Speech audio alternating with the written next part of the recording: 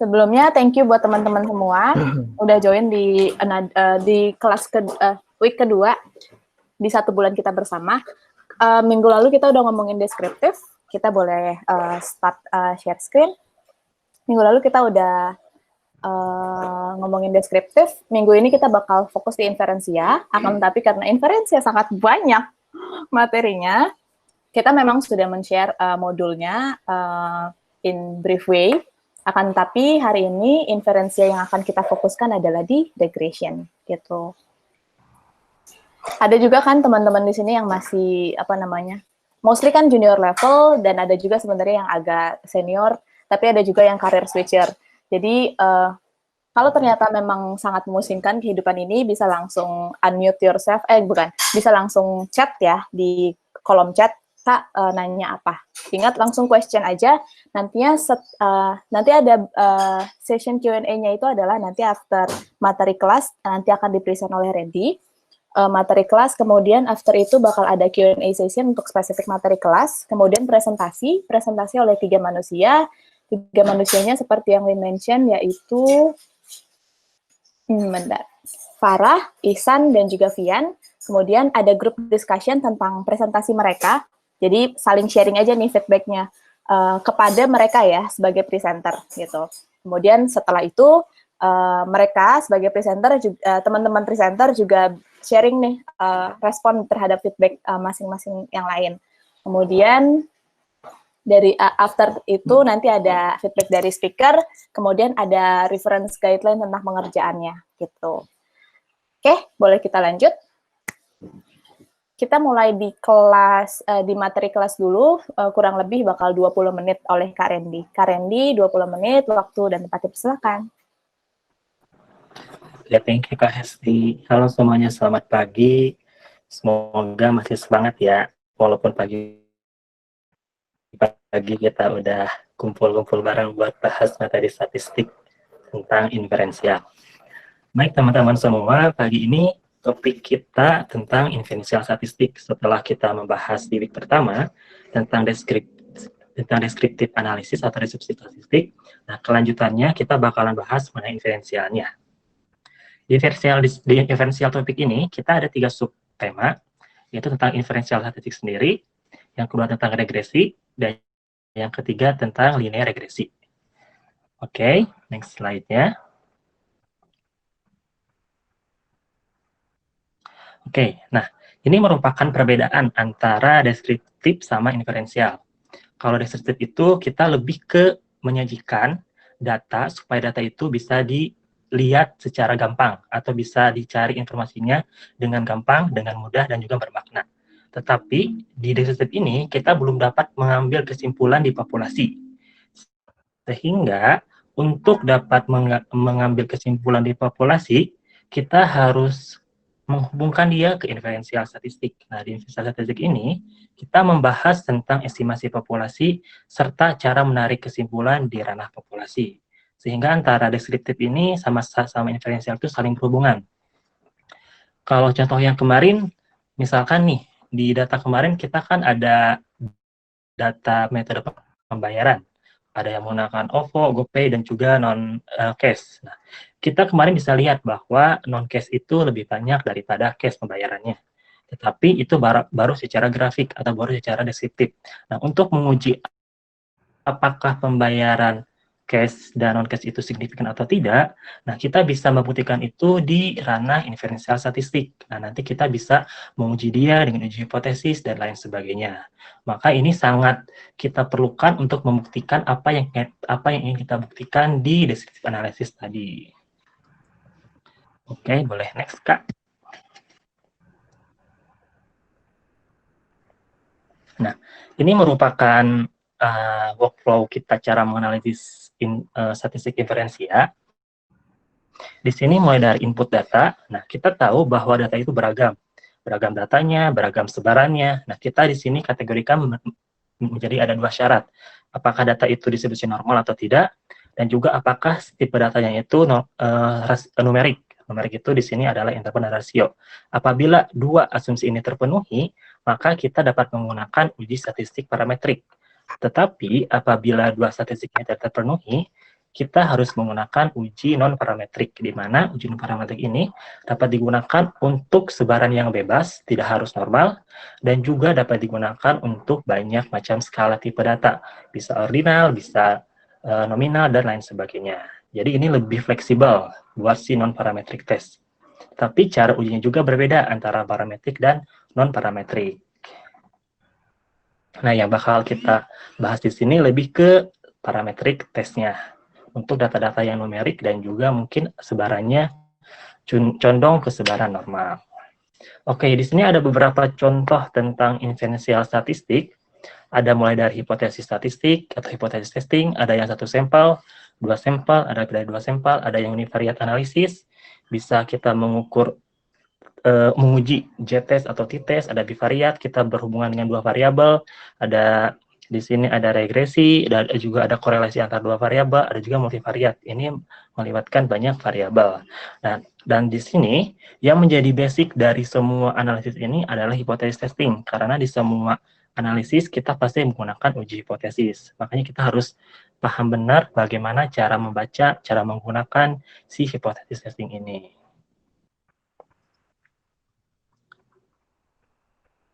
Oke, boleh next. Nah, ini merupakan tahapan-tahapan kalau kita mau menggunakan uji hipotesis. Yang paling penting di sini kita harus menentukan dulu apa H0-nya, apa H1-nya, itu merupakan hipotesis atau dugaan sementara kita, di mana H0 dan H1 ini pasti dia saling bertolak belakang. Yang kedua, kita tentukan statistik value yang mau kita ukur, yang mau kita hitung. Ini sangat tergantung pada uji yang kita gunakan. Kalau kita menggunakan uji Z, kita menggunakan Z statistiknya seperti apa, hitung. Kalau kita menggunakan uji T, kita menghitung juga statistiknya seperti apa. Setelah itu, kita menghitung kriteria statistiknya. Di sini kita lebih menentukan ke daerah di mana H0 ditolak, di mana H0 diterima. Di situ kita membuatlah kesimpulan dari hipotesis yang kita buat. Ini secara manual, tahap-tahapan yang kita lakukan kalau kita ingin melakukan uji hipotesis. Nah, uji hipotesis itu banyak sekali macamnya, tergantung populasi yang mau kita gunakan. Di sini ada satu populasi, ada dua populasi, dan ada lebih dari dua populasi. Di satu populasi, kita ada dua statistik pengukuran, ada mean atau rata-rata atau nilai tengah, ada juga proporsi. Nah, di proporsi kita selalu menggunakan uji Z atau Z-test. Nah, di mean ini tergantung dari ragam populasinya. Apabila ragam populasinya diketahui, kita menggunakan uji Z. Tapi kalau nggak diketahui, kita menggunakan uji T. Nah, kalau di dua populasi, kita dibagi dalam dua tipe data. Ada data yang saling bebas, ada data yang berpasangan atau pair. Nah, kalau data yang saling bebas, kita ada dua pengukuran, bisa di nilai tengah atau rata-rata, bisa di proporsi. Nah, ini sama juga di nilai tengah, tergantung ragam populasinya. Kalau diketahui kedua ragam tersebut, kita menggunakan uji Z. Kalau tidak diketahui, kita menggunakan uji T. Nah, kalau di proporsi, kita selalu menggunakan uji Z. Untuk data berpasangan, kita pasti dia menggunakan uji T. Karena apa? Karena dia pasti ragamnya nggak diketahui. Kemudian, untuk yang lebih dari dua populasi, atau datanya banyak, kita biasanya menggunakan uji F. Uji F ini sangat erat kaitannya dengan ANOVA, atau Analysis of Variance. Nah, ini merupakan jenis-jenis uji hipotesis yang bakal sering kita temui di berbagai macam analisis statistik. Dan ini merupakan basic dari semua pengujian atau semua analisis di statistika. Ini ada beberapa macam contoh analisis statistika, mulai dari regresi, ada korelasi, dan ada juga desain eksperimental atau rancangan percobaan. Nah, semua analisis di sini pasti dia menggunakan uji hipotesis, di mana dari regresi kalau kita lihat, dia di sana ada uji F sama ada uji T. Di korelasi kita menggunakan uji T, di rancangan percobaan atau desain eksperimental kita menggunakan uji F dan juga uji T. Nah, semuanya di sini pasti menggunakan uji hipotesis sebagai dasar pengujian dari analisis di sini. Oke, kita move ke materi yang kedua tentang regresi.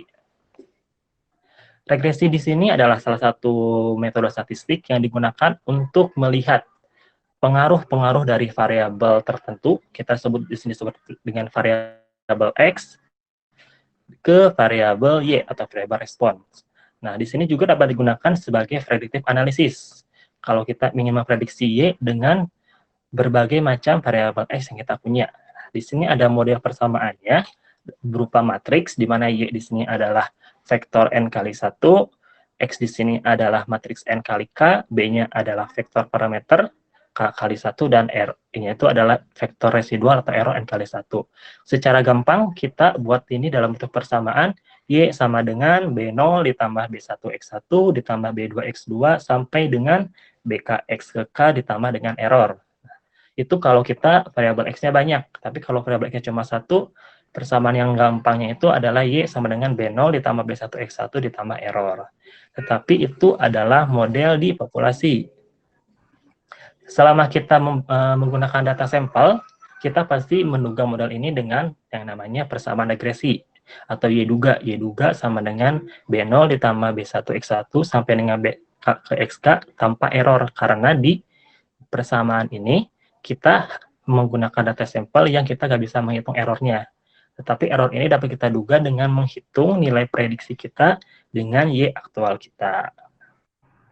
Contoh kasus regresi kita gunakan di data seperti apa? Misal nih, kalau saya di banking itu, regresi digunakan ketika kita mau memprediksi pengeluaran customer credit card misalnya. Y-nya itu sebagai pengeluaran customer credit card, X-nya itu bisa berupa demografi customer, dan juga limit kreditnya berapa, income-nya berapa. Nah, jadi ketika nanti kita punya nasabah baru atau customer baru, dengan data-data X yang kita punya, kita udah tahu nih, prediksi nanti pengeluaran sisinya berapa, sehingga nanti kita bisa tawarkan program yang sesuai dengan pengeluaran sisi dia. Oke, boleh next, Kak.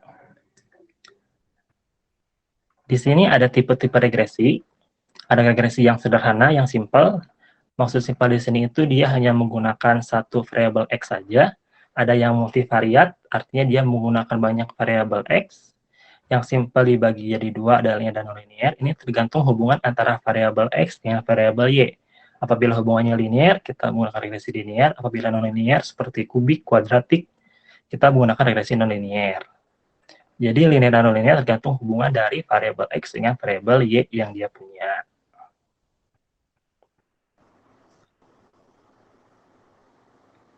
Oke, boleh next, Kak. Nah, ini ada beberapa asumsi yang harus dipenuhi kalau kita menggunakan analisis regresi. Asumsi yang pertama itu ada yang namanya linear relationship. Ini kalau kita menggunakan linear regresi. Kita bisa mengeceknya itu dengan cara memplotkan antara variabel X dengan variabel Y yang kita punya.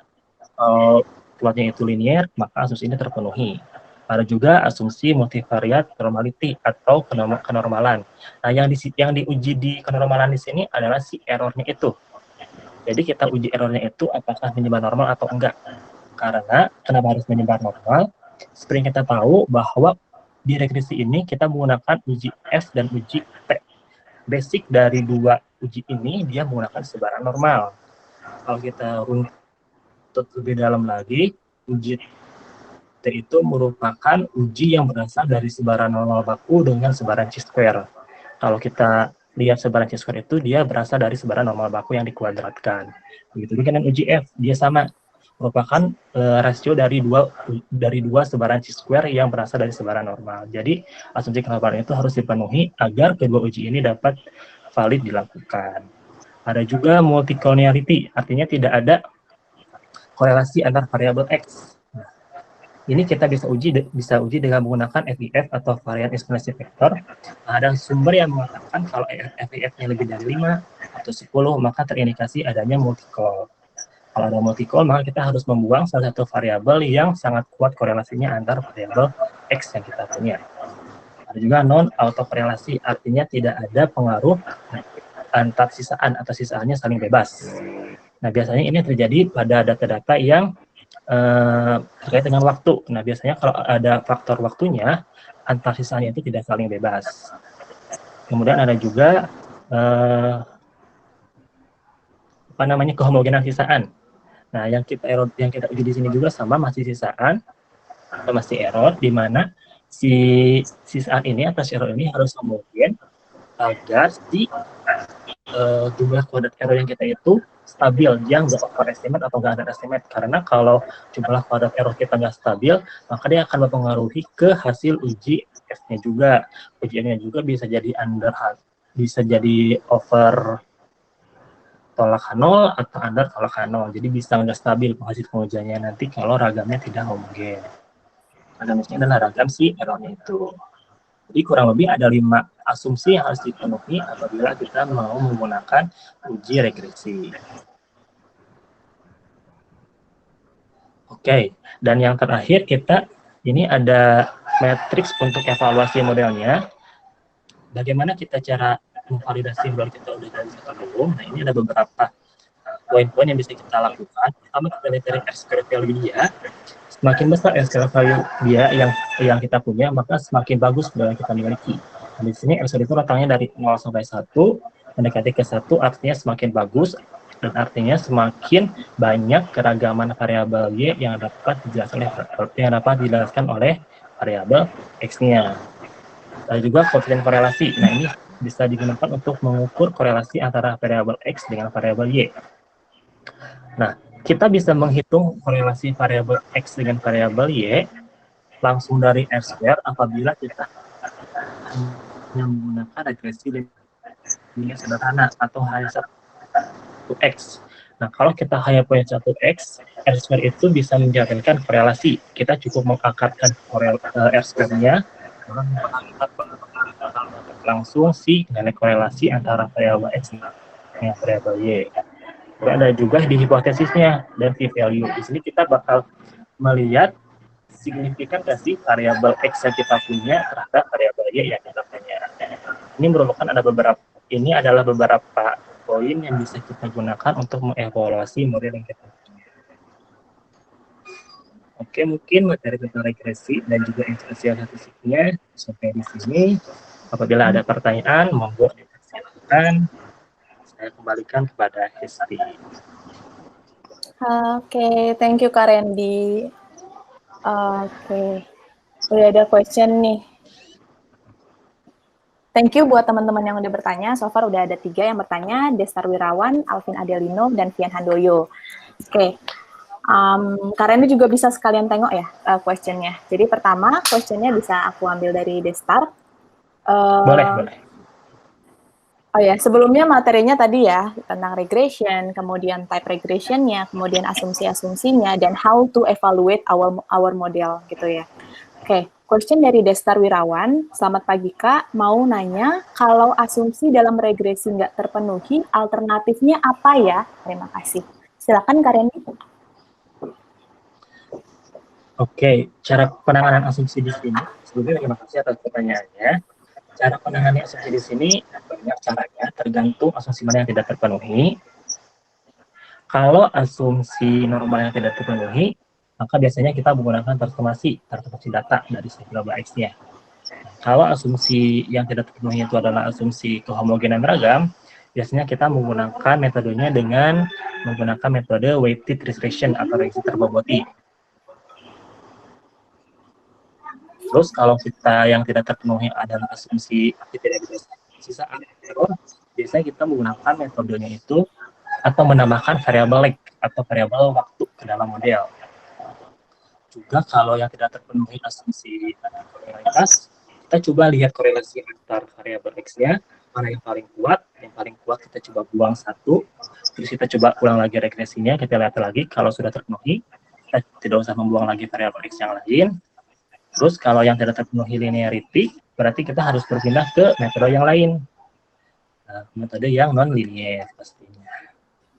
Jadi kalau linearity itu tergantung kalau kita ada di regresi linear, linearity terpenuhi. Di regresi non-linear, berarti itu tidak harus terpenuhi. Kita bisa pindah ke metode regresi yang non-linear.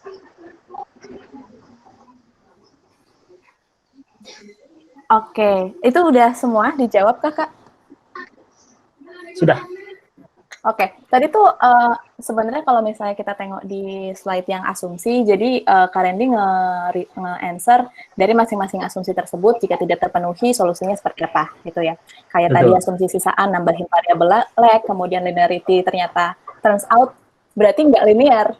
metodenya kurang tepat gitu, Iya, pindah ke metode lain. betul. Nah, kalau misalnya pastinya further explanation kita bisa tengok open source dimanapun itu, dan in short way seperti yang dimention Karendi tadi. Untuk Destar Wirawan, apakah ada feedback dari respon ini?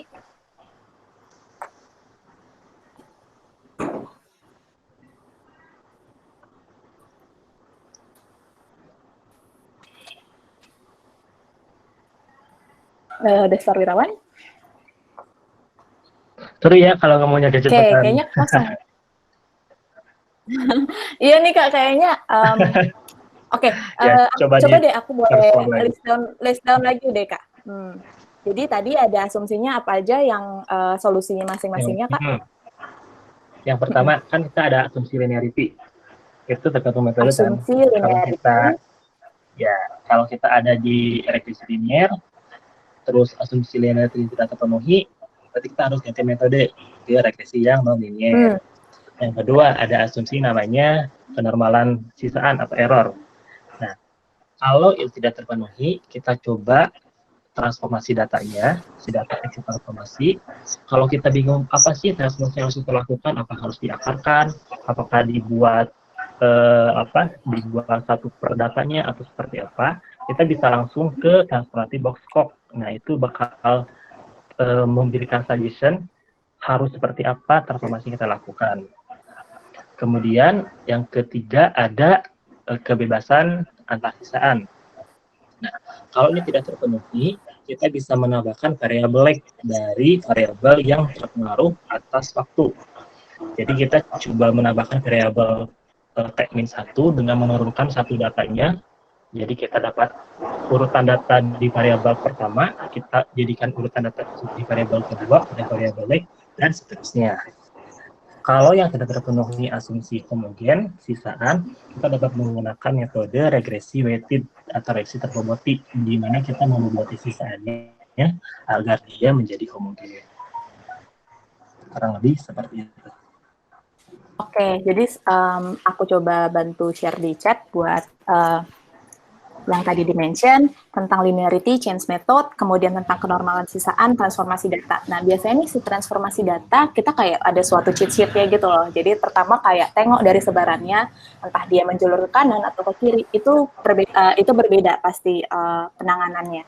Kemudian kebebasan antar sisaan dengan salah satunya menambahkan variabel lag, T-1 seperti yang dimention tadi, dan homogen sisaan bisa menggunakan regresi terboboti. Apalagi itu, Kak? Pusing nggak tuh?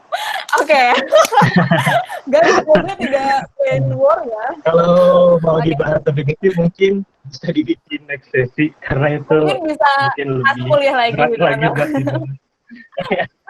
Oke. Kalau dulu kan kita bahasnya satu mata kuliah, jadi agak berat kalau dibahas langsung. Iya. Betul. Ini to be honest, analisis regresi ini adalah materi 2 semester atau 1 semester ya? 2, kita dapat 2 semester. 2 semester, teman-teman. Jadi kita rangkum semuanya dalam satu deck. Fantastik nggak? Oke, lanjut dulu dari Destar sudah, Kak. Terima kasih. Oke, thank you Destar. Lanjut ke yang namanya Alvin. Sama Kak sebenarnya sama yang di atas. Tapi question-nya lebih kepada apa asumsinya harus terpenuhi semua atau boleh kurang? Itu lebih menarik lagi nih. Gimana Karen? Kalau dari segi metode itu asumsi itu harus terpenuhi. Karena apa?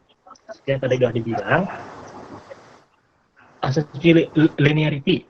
Karena kita menggunakan regresi, berarti harus terpenuhi dong si linearity-nya. Kalau kenormalan itu, karena itu berkaitan dengan uji yang kita lakukan di regresi. Nah, di regresi itu kita menggunakan uji F dan uji T. Kedua uji ini asal sebarannya itu dari sebaran normal. Kalau kita mau runtut lagi nih, sebaran F itu adalah sebaran C-square per sebaran C-square.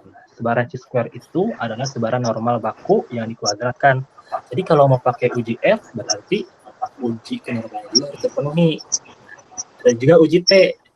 Uji T itu asal sebaran T itu dari sebaran normal dibagi sebaran C-square. Nah, kalau kita lihat lagi, semua uji T, uji F, basicnya itu sebaran normal. Jadi, agar ujinya itu valid, berarti asumsi kenormalan juga harus terpenuhi. Kemudian, kalau homogennya itu, dia bakal mempengaruhi ke jumlah kuadrat error atau sisaan yang kita punya. Kalau sisaan yang kita punya itu tidak homogen, maka jumlah kuadrat error juga bisa overestimate, bisa underestimate. Nah, kalau kita tengok nih, F hitung itu berasal dari jumlah kuadrat regresi dibagi jumlah kuadrat error. Nah, kalau jumlah kuadrat errornya itu tidak stabil, berarti bakal mempengaruhi hasil F hitungnya. Makanya dia bisa menjadi tolakan 0 atau terimahan 0. Itu jadi tidak pasti itu hasil kesimpulannya. Berarti harus dipenuhi juga biar kesimpulannya juga menjadi valid. Nah, kalau kebebasan sisaan, di regresi itu yang ingin difokuskan itu kita pengen menguji pengaruh variabel X dengan variabel Y. Nah, di sini itu spesifik variabel X. Kalau ada pengaruh variabel waktu, berarti kita ada additional variabel nih yang harus diikutkan untuk mengujinya terhadap variabel X. Sehingga kalau error yang tidak bebas, maka untuk memasukkan variabel yang mempengaruhinya itu, kita cobalah tambahkan variabel X-nya agar semua variabel yang kita uji itu dapat dilihat pengaruhnya terhadap variabel X-nya, terhadap variabel Y-nya.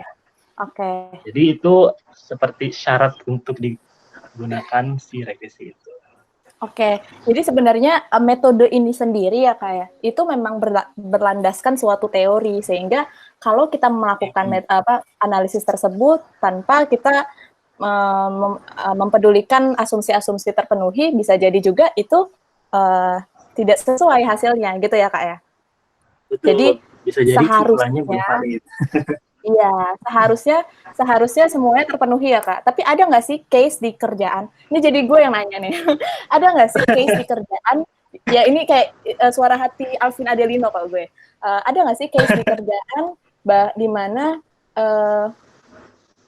jangan data scientist deh, soalnya Kak Randy kan data scientist nih. Ada nggak sih case di kerjaan di mana kita tidak apa-apa mengesampingkan beberapa asumsi gitu? Ada nggak sih kak? Kalau menurut kakak, walaupun data scientist tapi in data related way. Sebenarnya di reality sih pasti susah sih untuk menemukan data yang semuanya terpenuhi asumsinya. Sehingga kemarin-kemarin saya pernah analisis tuh tentang data premi atau asuransi. Jadi pernah dilakukan analisis regresi untuk mengetahui berapa besar premi yang harus dibayarkan oleh customer kalau mau daftar asuransi. Nah, pada saat mengolah analisis itu, saya menemukan ada asumsi yang tidak terpenuhi. Terus saya coba discuss dengan beberapa user yang terkait, dia bilang, oh kalau asumsi itu sih memang tidak terpenuhi biasanya katanya. Jadi mau bagaimanapun Anda gak bakal bisa menemukan bagaimana caranya agar terpenuhi. Jadi sebenarnya sih itu bisa kita komunikasikan lagi dengan user terkait asumsi itu. Kalau emang beneran tidak terpenuhi, ya kita bilang tidak terpenuhi dengan resiko seperti ini. Kalau dia menerima dengan fine-fine aja, kita kasih aja seadanya. Jadi emang susah sih menemukan yang terpenuhi semua, kasih seadanya aja sebisa kita ya. Oke, jadi sebenarnya kalau ngomongin kondisi ideal, kita ingin selalu mengusahakan kondisi ideal, tapi nggak melulu itu terpenuhi, dan mungkin itu bisa dikomunikasikan, dan kita bisa cari mungkin another method atau hal-hal seperti itu gitu. Boleh lanjut, ada tanggapan dari Alvin? Alvin Adelino masih di sini? Atau terjebak modem?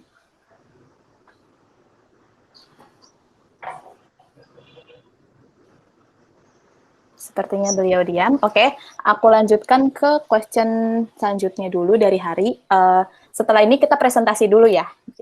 Dari Hari, Kak Mak bertanya gitu. Kak Mak bertanya, untuk penentuan hipotesis sendiri ada aturan khususnya tidak ya Kak? Penentuan hipotesis. Nah, aturan khususnya sih untuk yang rigid atau kaku sih nggak ada. Kita cukup men-setting apa sih harus memenuhi syarat-syarat tadi ya. Kalau kita mau uji hipotesis min, kita lihat ragamnya diketahui atau enggak. Kalau diketahui pakai uji apa, nggak ada pakai uji apa. Jadi kita berpaku kepada aturan yang tadi aja. Paling kita penentuan hipotesisnya itu bagaimana cara menentukan H0 dan H1-nya. Nah, biasanya kan kalau dulu di kuliah ya diajarinnya itu H0 itu harus sesuatu yang mengandung tanda sama dengan biasanya. H1 itu tidak ada tanda sama dengannya. Lalu kita consider ke bagaimana cara menentukan H0 H1-nya sama cara pemilihan uji yang tepat sesuai dengan syarat-syarat yang tadi. Oke, itu ya. Berarti nggak spesifik akan tetapi, oh ya ampun, bentar. Vian, aku lewatin ya questionnya, punten banget. Jadi jawabannya sekitar ya, misalnya si H0-nya itu make sure mengandung sama dengan kayak lebih dari sama dengan, kurang dari sama dengan, atau sama dengan gitu ya. Dari Hari ada tanggapan? Atau dari teman-teman fasilitator lainnya ada mau ditambahkan? Sip? Sudah jelas, Kak? Fantastik, langsung jelas. Kita bisa langsung bertanya pada Hari ya, guys. Oke. Punten sebelum ke presentasi, semoga ini quick dari Vian dulu. Kamu tanya, jika menggunakan regresi hanya ingin melihat hubungan variabel dependen dengan independen, apakah asumsi-asumsi multicol harus dipenuhi? Seperti yang tadi di-mention ya, kalau aku boleh bantu jawab, seharusnya semua asumsi tersebut dipenuhi. Kalau tidak terpenuhi, sebaiknya bisa kita lakukan penanganan seperti yang ada di kolom chat, dan ternyata sudah dilakukan segala penanganan, tahu-taunya juga tidak bisa misalnya, berarti mungkin another methods. Itu ya Kak Randy, ada bisa ditambahkan tentang itu? Betul, betul. Oke, thank you buat siapa? Destar, Alvin, Vian, dan Hari. So far, sekarang kita move dulu ke presentasi dari teman-teman yang sudah kita tunjuk. Jadi sekarang ada 3 manusia. Boleh next slide. 3 manusianya ini adalah Ihsan Triwanda, Farah, dan Vian. Sudah prepare ya? Oke. Teman-teman yang lain bisa langsung drop question untuk mereka. Kalau misalnya ada yang mau dipertanyakan kepada mereka ya, terkait cara mereka mengerjakannya, apakah sesuai align dengan kalian atau tidak misalnya. Oke, stage is yours untuk ITW dulu nih. Bacanya ITW. Oh ya, oke. Silakan. Izin, maunya dari awal kerjaan datanya dari Perdata apa langsung ke Presence ya? Boleh di briefly dari konteksnya juga dan data preparation-nya briefly, kemudian baru analisisnya. Make sure ini 10 minutes aja ya, ITW. Silakan. Present-nya dari screen sendiri ya? Oh ya, sorry.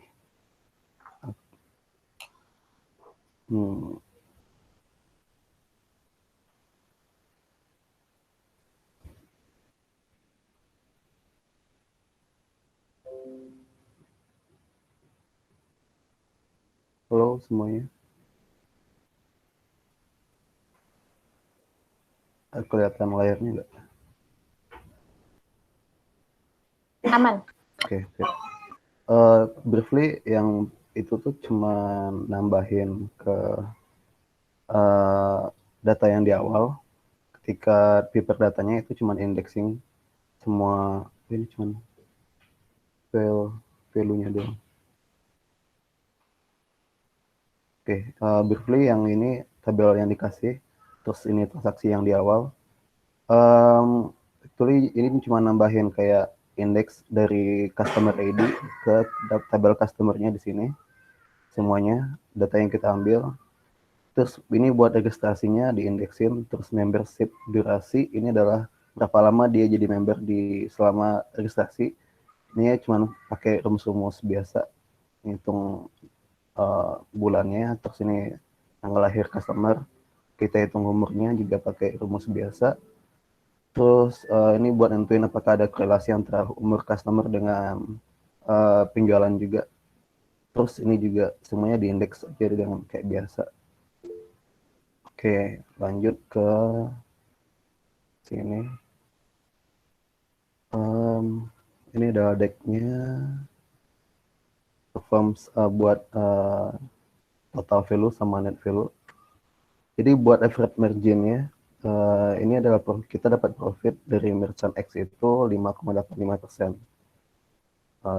Gambarannya kayak gini, dan di sini ada peak ada 2.500.000 itu di tanggal 25 Agustus. 25 Agustus hari Jumat kalau nggak salah. Oh enggak, Selasa, sorry. Dan ini ada dropnya tanggal 29. Dan ini ada beberapa yang di highlight, itu adalah yang tanggal-tanggal dropnya. Dan itu bakal kita cari tahu korelasinya gimana.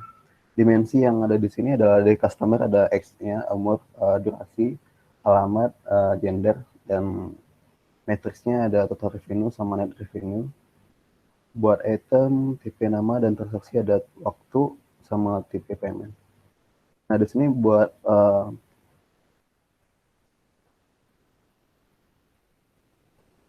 kalau nggak kelihatan.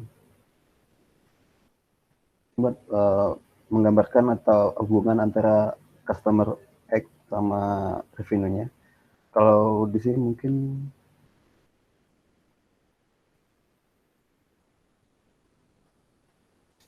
setelah dicari pattern-nya itu masih nggak ada pola tertentu yang bisa kita ambil kesimpulannya. Jadi dan ya kayak gitu. Belum ada kayak satu umur yang kayak satu umur 28 terus dia yang menyebabkan revenue naik tiap hari, itu nggak ada. Dan semakin banyak titik di pada satu hari ini itu semakin banyak variasi umur dari si customer tadi. Semakin tebal itu semakin sesuai dengan legends ini, semakin tinggi revenue-nya. Misalnya di sini ada tebal banget, itu berarti revenue-nya total atau maksimal gitu. Contohnya kayak gini, itu maksimal. Tanggal 25 Agustus kita ada peak, jadi umur-umur ini yang menyebabkan revenue kita jadi maksimal. Terus lanjut. Ini coba karena belum kelihatan, coba di average, apakah memang ada itu hubungannya atau enggak. Jadi di average umurnya, dan di hari peak dan hari drop itu umurnya hampir sama di 26. Jadi kemungkinan hubungan korelasi antara umur customer dengan revenue itu sedikit.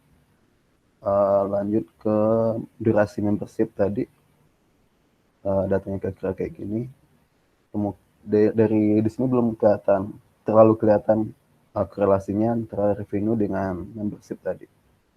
Kemudian coba dibagi per day, weekday, Sunday, Monday, dan sampai Sabtu. Kemudian di sini kelihatan kalau data membership durasi yang lebih dari 3 bulan atau 4 bulan ke atas itu lebih banyak, lebih tebal, banyak tebalnya daripada yang data kecil daripada 3 bulan. Jadi di sini kalau misalkan bisa dibilang dan berkesimpulan, durasi membership-nya itu bisa mempengaruhi revenue. Semakin lama membership-nya, maka dia akan semakin banyak meningkatkan revenue.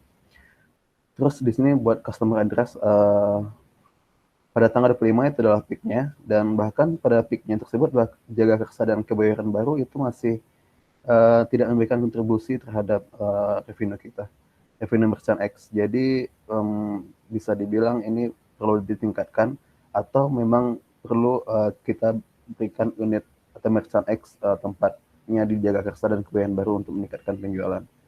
Kemudian di sini juga yang paling banyak itu adalah 3 daerah ini, Pasar Minggu, Setiabudi, dan Tebet. Gitu, Tebet. Oke, di transaction date ini ada customer buat gender, female dan male, dan ini masing-masingnya juga sama-sama mendukung. Jadi nggak ada kayak select antar kedua gender ini, masih memberikan kontribusi yang sama pada revenue di merchant X. Ini juga buat nentuinnya dilihat per weekday sama per tanggal. Buat peak-nya itu lebih banyak yang perempuan, yang female.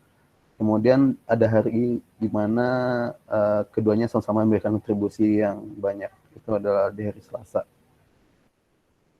Dan cowok lebih banyak ngabisin di hari Jumat. Itu kayaknya cowok ngabisin buat weekend. Tanggal 25 itu asumsinya kayaknya buat kena gajian, jadi mau ngabisin duit. Ini buat item type-nya minuman sama makanan. Di sini dapat kelihatan kalau ada outlier, itu ada 5 buah data yang nilainya 70K, dan itu minuman semua. Itu yang menyebabkan nilainya lebih dominan daripada makanan. Ini buat item nama sama revenue. Bisa kelihatan dari sini kalau net revenue-nya lebih tinggi sama Lemon Tea. Kalau ini urutannya Thai Tea, Milk Tea yang buat total revenue yang paling tingginya Thai Tea, Milk Tea, Americano. Tapi di sini kelihatan ada pattern kalau Lemon Tea yang sebenarnya kalau di sini Lemon Tea itu di bawahnya Milk Tea dan Americano. Cuman sebagai net revenue mereka malah lebih tinggi. Artinya nilai produksi buat si Milk Tea, Lemon Tea itu lebih sedikit nilai produksinya, tapi penjualannya lumayan banyak daripada si Americano yang penjualannya yang kita dapetin total revenue-nya tinggi, tapi net revenue-nya malah di bawah ini, bahkan di bawah Pilates.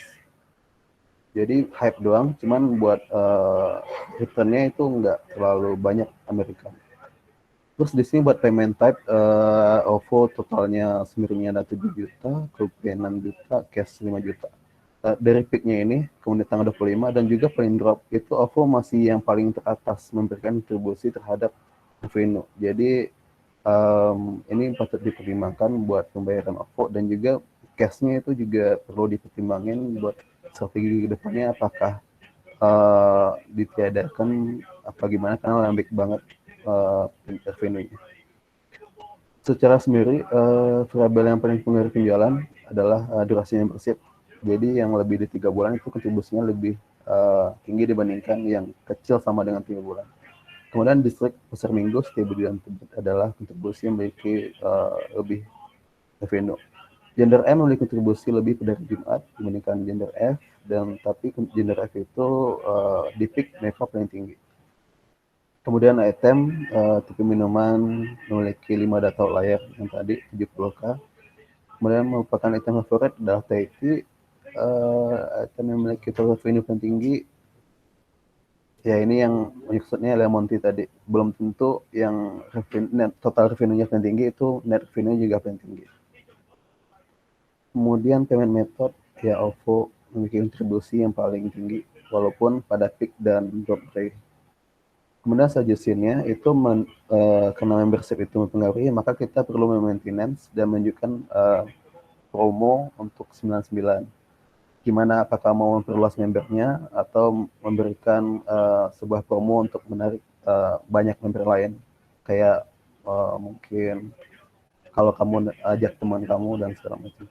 Terus kontribusi tiap distrik itu perlu diratakan, kalau memang mau diratakan kayak menambahkan beberapa pecahan X pada beberapa titik seperti Jagakarsa dan yang tadi yang kurang, atau memang kita perlu memfokuskan untuk beberapa distrik yang pasti akan memberikan return positif. Kemudian item favoritnya perlu di maintenance sehingga item yang lain yang kurang profit itu bisa diratakan. Kemudian juga return value-nya kayak Lemon Tea tadi dan juga Americano itu perlu dihitungkan ulang buat biaya produksinya biar lebih memberikan net revenue. Oke, sekian buat presentasinya. Oke, thank you Ihsan. Question-nya bisa langsung drop aja dulu. Kita move ke next-nya. Vian atau Farah ya? Vian atau Farah sih, aku lupa. Next-nya itu... Maaf nih guys, saya lupa. Farah. Ya, Farah. silakan Farah. Hasna bisa 10 menit dari sekarang ya. 949 sampai 959.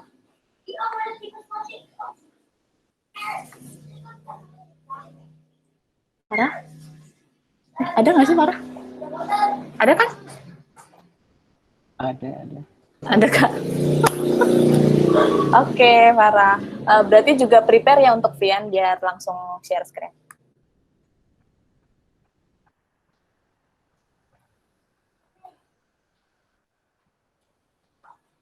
Yang nggak present jangan diam-diam nih. Tanya. Oke, Farah. Atau masih menunggu? Atau mau Vian terlebih dahulu, Farah? Vian, ready? Ready, Kak? Oke. Kak, boleh next? Oke, sip. Vian dulu ya sekarang ya. Sampai 10.00. Silakan, Vian.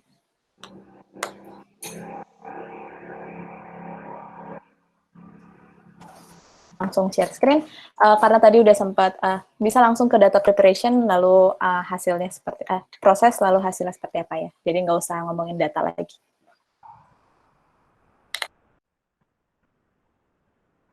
Ian masih di mute. Ya, betul, masih mute, Fian. Bisa langsung unmute dulu. Ya. Share screen-nya belum ya? Sudah bisa, Kak? Belum Udah ketengok, belum ketengok screen-nya. Atau yang lain udah? Belum juga. Bentar, saya belum pernah soalnya nih. Atau mau dibantu share screen-nya? Boleh.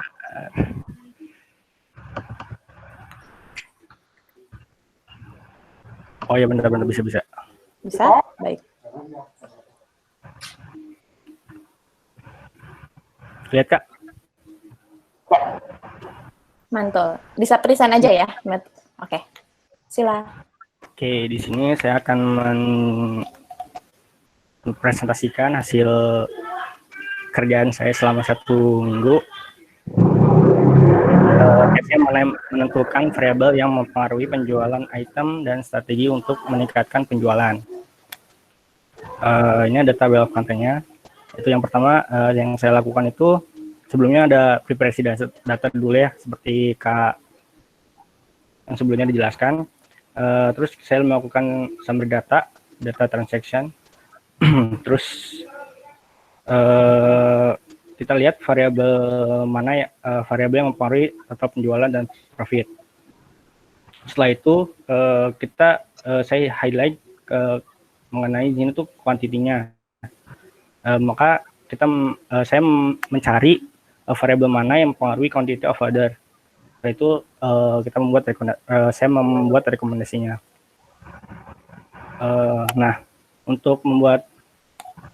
Ini summary datanya, yaitu saya mengambil beberapa data, yaitu X1 itu mempresentasikan umur, X4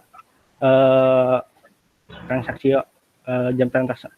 jam transaksinya, X5 itu quantity, X6 itu harga jualnya, X9 itu produksinya, biaya produksi. Nah, Y1 ini revenue-nya, Y2 sama Y3 ini profitnya. Yaitu Y2 ini profit per satu item. Kalau Y3, mohon maaf ya Kak kalau berisik. Kalau Y3 ini profit per penjualan satu item. Nah, saya dari sini saya bisa mengambil asumsi bahwa dari variabel ini memiliki hubungan itu yang bisa mempengaruhi kenaikan Y1, Y2, Y3, di mana Y1-nya itu total revenue, Y2-nya profit, seperti itu.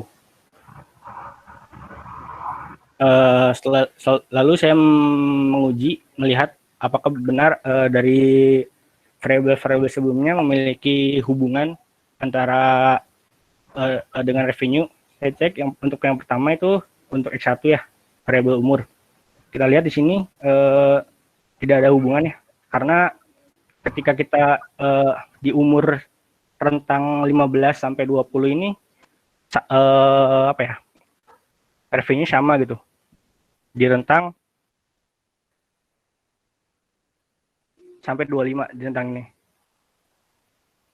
Jadi saya simpulkan ini tidak ada hubungannya.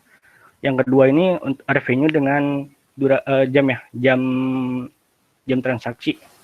Nah, ini juga tidak terlalu berkaitan, tapi bisa dilihat di sini ada transaksi yang cukup banyak itu di sekitar jam istirahat ya. Jam istirahat yaitu sekitar rentang jam 1 sampai jam 2-an. Bisa dilihat di sini. Nah, lalu ini ada quantity dengan revenue, ternyata ada hubungan, cuman hubungannya tidak terlalu kuat, yaitu bisa dibilang sangat lemah ya, karena persebarannya jauh banget. Terus ini produksi dengan revenue sama, hubungannya juga ada hubungan, cuman tidak terlalu signifikan gitu, masih dibilang lemah. Dan untuk X1 ini X6 itu harga penjualan dengan revenue ada hubungan juga ya, teman sama untuk ketiga ini. Nah, saya menggunakan ini ya, apa namanya, analisis linear yang multiple, cuman tidak merisaukan asumsi-asumsi yang ada.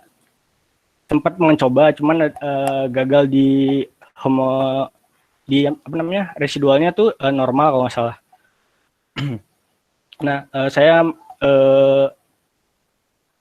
untuk variabel independennya itu X1, X4, X5, X6, X9 sama X9 ya. Udah saya ambil ini yang paling kemungkinan mempengaruhi. Setelah saya coba, ternyata dari keempat variabel ini, variabel X1 dan X2 itu benar tidak mempengaruhi secara signifikan.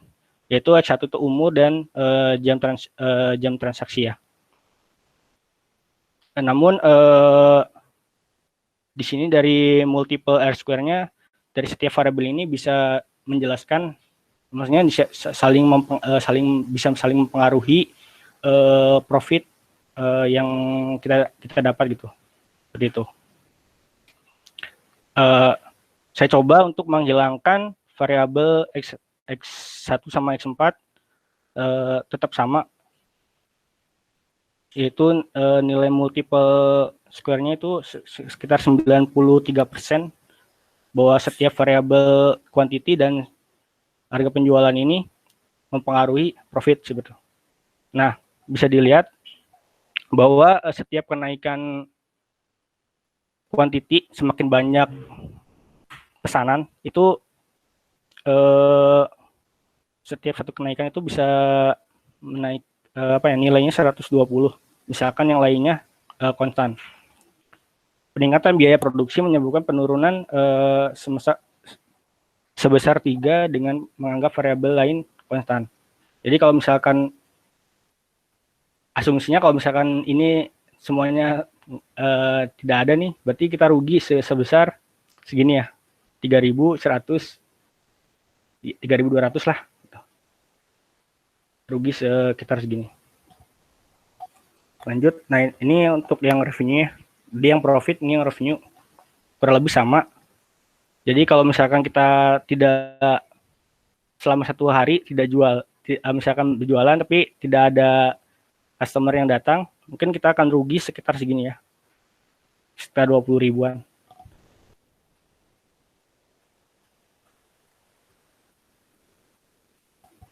Nah,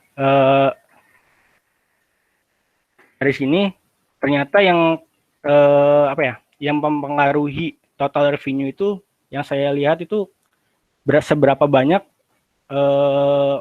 produk yang dibeli gitu.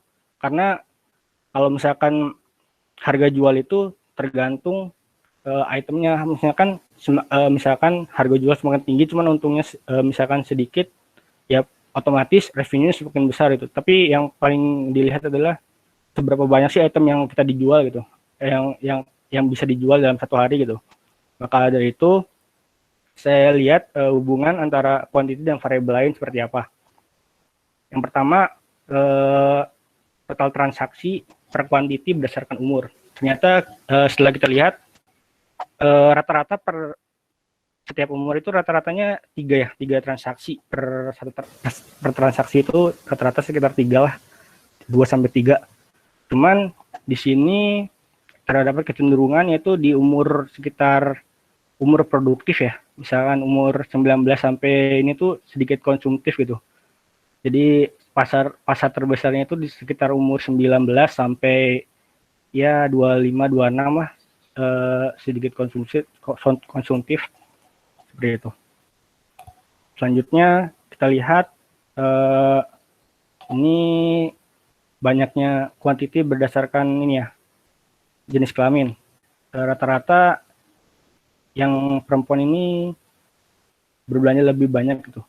Rata-rata 3 dalam setiap kali pembelian. Kalau perempuan ini rata-rata kalau laki-laki rata-rata 2 ya. 2 produk. Nah, saya juga menggunakan UJT, ternyata ya rata-ratanya tidak jauh berbeda gitu, signifikan.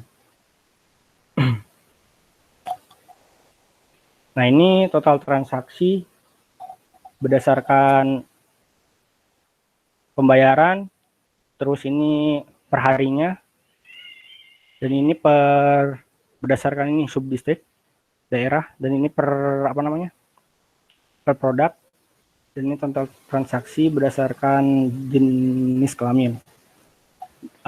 Kita lihat ada penurunan permintaan.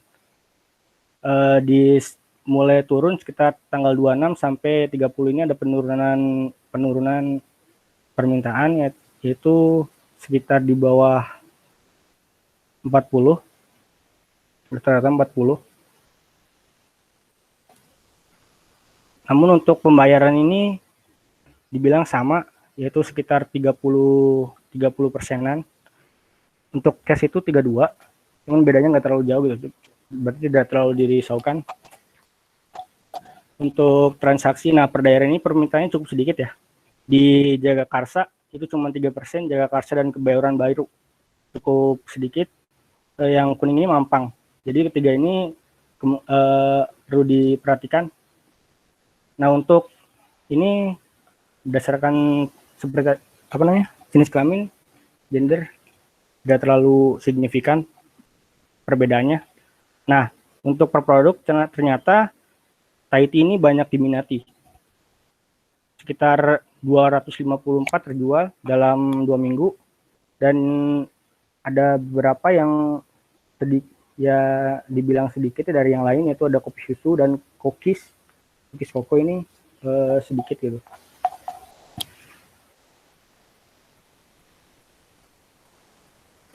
Nah dari kan tadi asumsinya bahwa quantity itu sangat mempengaruhi ya. Jadi untuk rekomendasinya saya mengkombinasikan beberapa produk, yaitu dari seluruh produk ada 500 transaksi yang saya lihat, dalam 2 minggu itu ada 500 transaksi dengan menggunakan kombinasi menggunakan MBA itu bisa dilihat kombinasinya ada 11 kombinasi ya. Ini itu untuk 52 produk yang muncul dalam 500 transaksi itu ada ini artinya untuk 52 kali. Jadi dalam 500 transaksi itu dia 52 kali muncul cookies banana sama cookies koko. Jadi sering dibeli barengan gitu. Sama cookies Tahiti, cookies koko dan Tahiti ini sering dibeli barengan. Nah, ini yang paling banyak itu kue lapis sama Tahiti. Karena kue lapis juga banyak peminat dan Tahiti juga banyak peminat, jadi dia sering banyak muncul gitu. Nah, ini sangat direkomendasikan untuk bikin produk combo, yaitu cookies koko yang sedikit dengan Tahiti ya. Jadi bisa diharapkan bisa meningkatkan penjualan cookies koko juga gitu. Oke, mungkin cukup sekian dari saya. Oke, thank you. Cukup insightful ya, bahkan tadi di-mention tentang MBA. Semuanya udah ada yang tahu MBA? Nanti dulu, hold dulu MBA-nya. Kita masuk dulu ke Farah. Farah, waktu dan tempat dipersilakan. Sebenarnya tadi agak ngaret ya, Mas Pian. Oh iya, Oke. Farah, siap? Oke, bisa langsung share screen?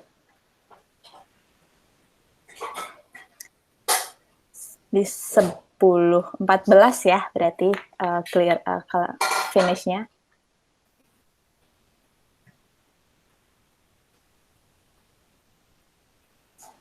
Farah masih mute?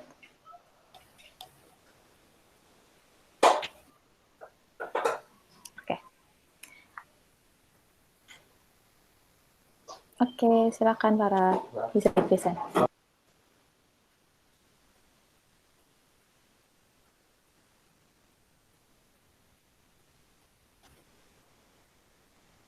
Farah hilang? Manakah beliau? Bentar ya kakak, WK. Oke, dia terlalu semangat ngomongnya. Oke, ini udah pada close cam nih. Coba mana? Mukanya mana nih semuanya? Udah pada sambil tiduran pasti. Guys, kita harus semangat. Minggu pagi itu harus semangat. Nah, bagus kalau Jan. Pelopori, Kak. Oke, ayo. Bagus ya. Ayo. Suatu ice breaking ya sebelum Farah mulai. Oke, Farah siap? Keren nih. Unmute ya.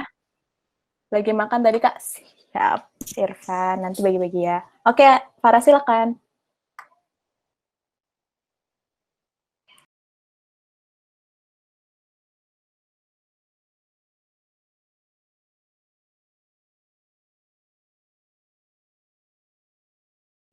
Pada dengar suaranya atau Farah belum ngomong? Kayaknya belum mau. Para masih mute suaranya? Udah unmute cuman belum terdengar. Kayaknya yang dia bilang ya setting mic-nya ya. Iya. Pakai mic laptop aja. Gak usah pakai headset.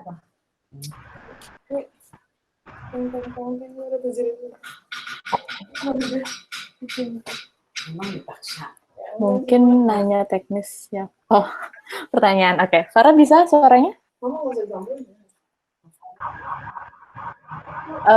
Mungkin buka headset?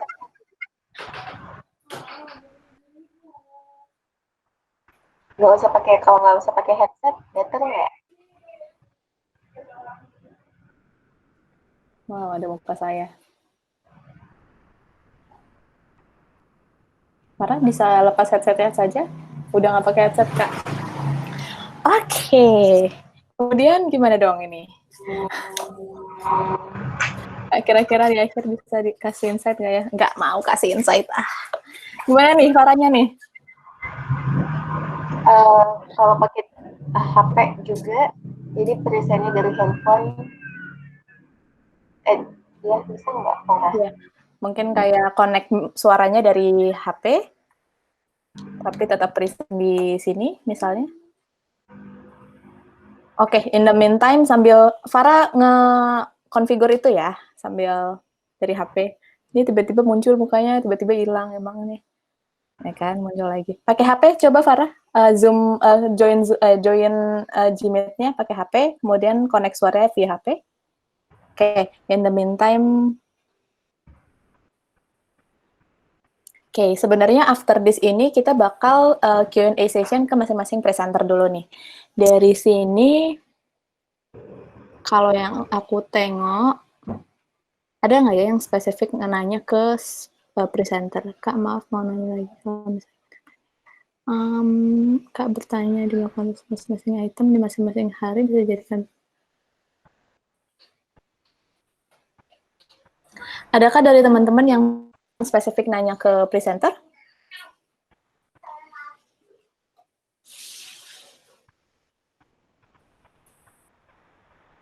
Mungkin nanya teknis sih Kak untuk melakukan regresi apa kita. Oke. Ini kayaknya Farah udah di HP. Coba unmute. Halo. Nah, aman. Silakan. Oke. Bentar dulu ya, Kak. Bentar. Aku sambil buka. Saya kasih diskon waktu ya, 8 menit saja bisa? Bisa, Kak. Mantul, silakan.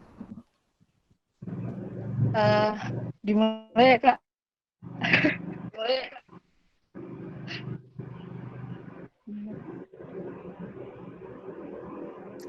Speaker di laptop bisa dimatikan mungkin, biar nggak bounce.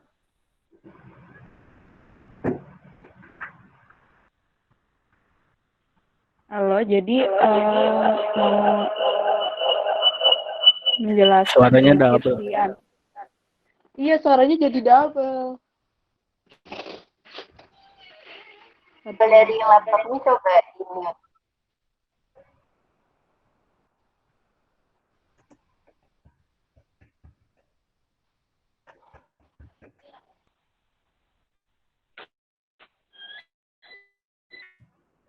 Tentang aplikasi statistik inferensia.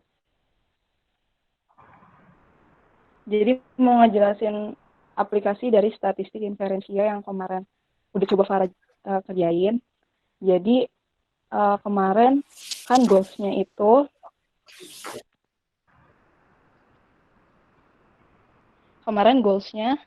ingin menentukan variabel apa yang sekiranya itu paling berpengaruh terhadap penjualan. Itu yang pertama.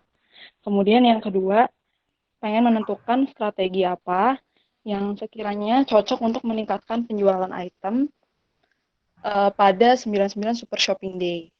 Terus beberapa asumsi yang coba Farah analisis itu kira-kira ada nggak pengaruh antara variabel dari transaction hour, terus transaction date, sama selling price terhadap banyaknya item yang habis gitu pada minggu-minggu sebelumnya.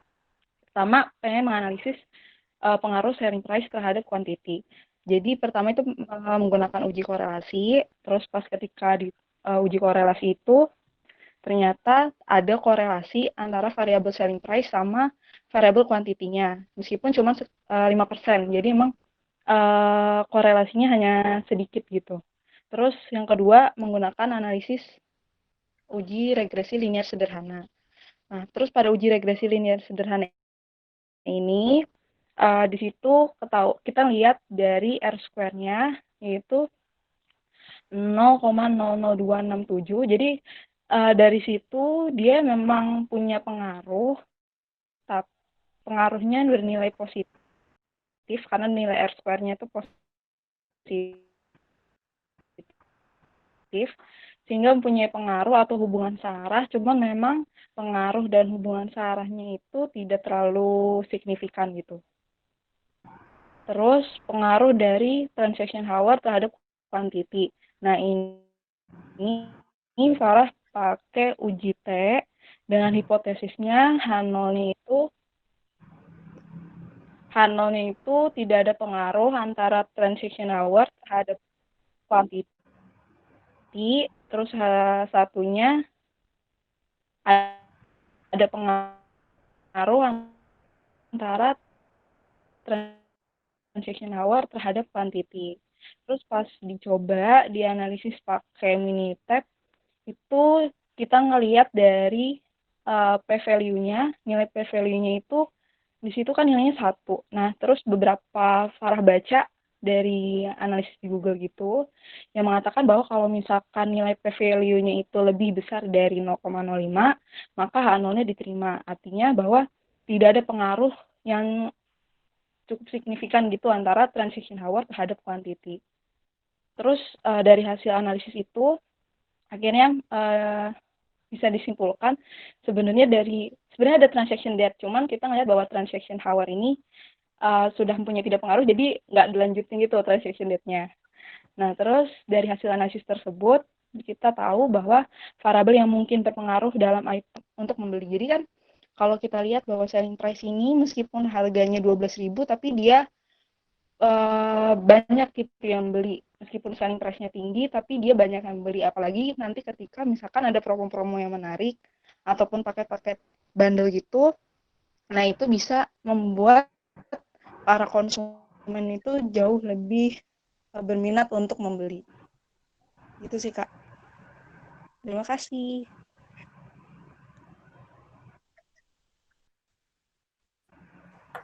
Oke, thank you untuk Ihsan, Vian, dan Farah untuk presentasinya yang fantastik banget. Jadi thank you juga pertama buat teman-teman yang pada akhirnya mengumpulkan, karena itu adalah suatu komitmen. Terima kasih buat teman-teman yang mengumpulkan. Dan untuk teman-teman yang tidak mengumpulkan, understand kalau misalnya sebenarnya datanya memang cukup memusingkan, tapi better in next week, at very least, kita come with the idea. Jadi mungkin bisa give presentation tentang idea kamu seperti apa gitu. Oke, sekarang move ke kalau di slide itu setelah ini adalah feedback dari group discussion. Kalau yang aku tengok dari question-question di chat,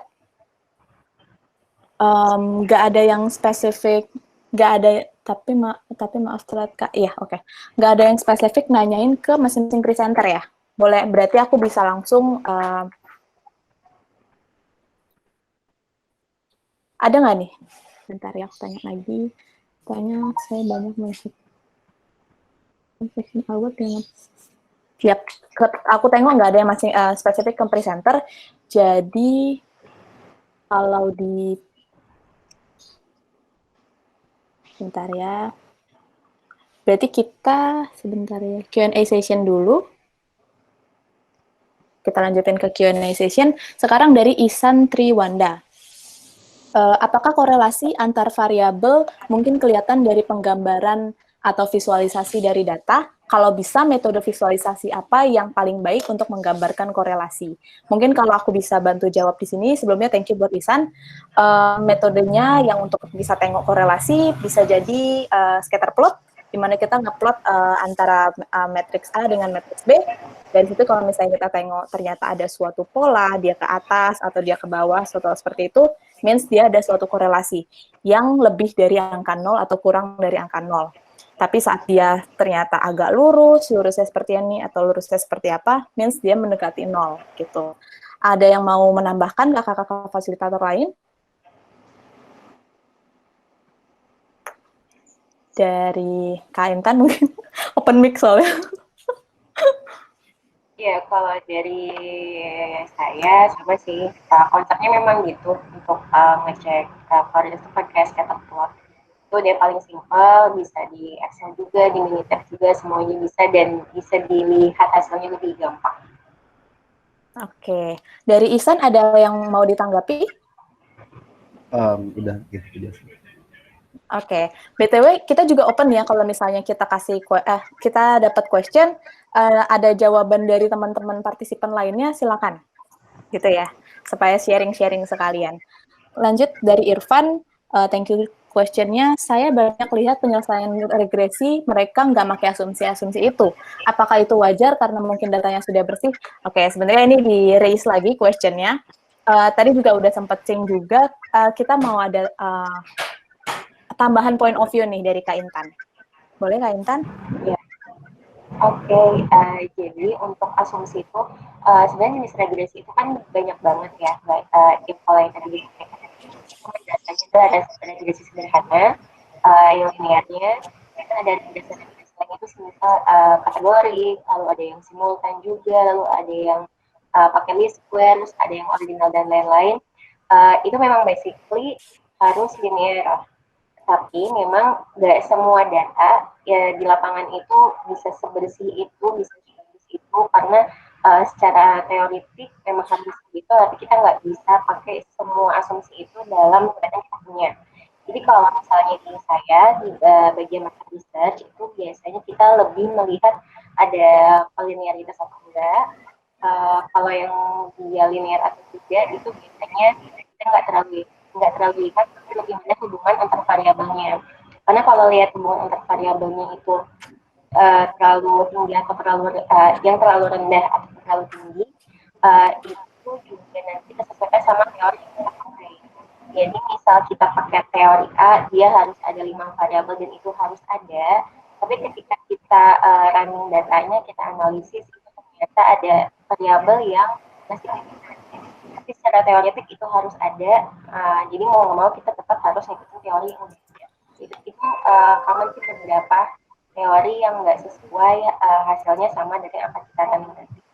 Jadi disesuaikan sama objektif kalian.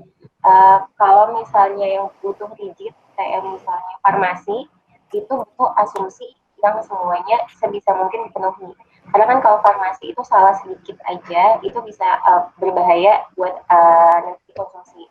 Tapi kalau yang masih bisa bisa disederhanakan atau nggak apa-apa, nggak dipakai asumsinya, itu it's okay. Jadi disesuaikan lagi sama objektifnya masing-masing. Oke, thank you Kak. Berarti depends ya, kayak gitu ya. Kemudian dari Irfan sendiri ada yang mau ditanggapi? Oke, jelas Kak. Oke, aku ke question satu lagi, habis itu kita ngobrolin ke presentasi yang tadi ya, gitu. Question satu lagi itu adalah Farah Hasna. Thank you Farah atas questionnya. Kak, maaf mau nanya, kalau misalkan kita pakai Minitab, mau melihat datanya berdistribusi normal atau tidak itu dilihat dari p-value-nya bukan ya Kak? Oke, boleh dari kakak fasilitator lain mungkin? Kak. Boleh bantu jawab. Boleh? Boleh. Jadi buat ngecek kenormalan error, ini ada 2 cara nih. Ada cara eksploratif pakai grafik sama cara uji normal. Kalau grafik kita coba pakai grafik normal Kiki plot, di mana kita setting sebaran normal. Jadi kita plotkan errornya di ggplot. Kalau errornya itu mendekati garis yang ada di garis ggplotnya, kita asumsikan normal. Tetapi kalau kita agak yakin sama grafik, karena itu ada unsur subjektivitas, kita pakai uji formal, pakai uji hipotesis. Nah, di sini benar, kita pakai p-value sebagai dasar pengambilan keputusan. Karena kita di sini men-setting H0-nya itu sisaannya normal, H1-nya itu sisaan tidak normal. Uji formalnya itu banyak nih yang bisa digunakan. Bisa uji Kolmogorov-Smirnov, bisa uji Shapiro-Wilk, dan lain sebagainya. Jadi untuk p-value benar bisa dipakai di uji formal nanti. Oke. Apakah sudah menjawab? Atau maksudnya ada tanggapan lain dari Farah?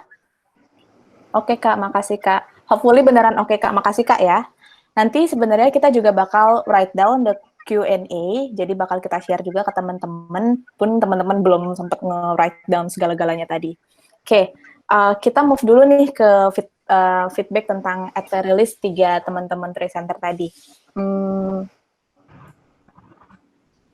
Boleh dari kakak fasilitator, mungkin dari Kak Ojan, ada feedback dari overall presentation dari 3 ini? Oke, pertama mungkin terima kasih dulu yang tadi udah present ya, 3 orang udah bisa menyampaikan. Pertama mengerjakan, udah eksplorasi datanya juga dan bisa mempresentasi. Kalau secara umum tadi layoutnya udah bagus ya.